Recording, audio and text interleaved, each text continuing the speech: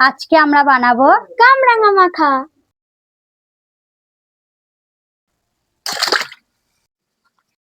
কামরাঙাগুলো ভালোভাবে ধুয়ে নিয়েছি, এবার এগুলোকে কেটে নেব।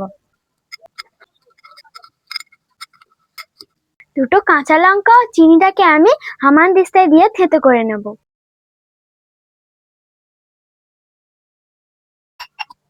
এটা থেতো করা হয়ে গেছে, এবার এটাকে আমি হামানদিস্তা থেকে বার করে নেব।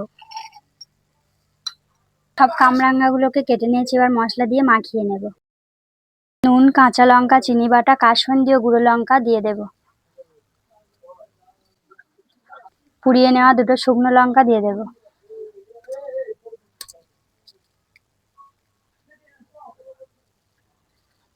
দুটো লেবু পাতা ছিঁড়ে নেব।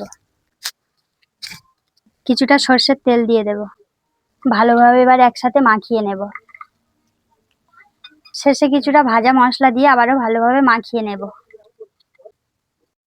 আজকে টক ঝাল কামরাঙা মাখা খেতে খুব মজা হবে। খাওয়াটা জমে যাবে।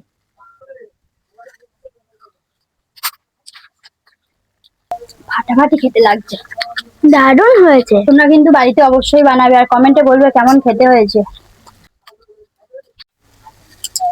অসাম।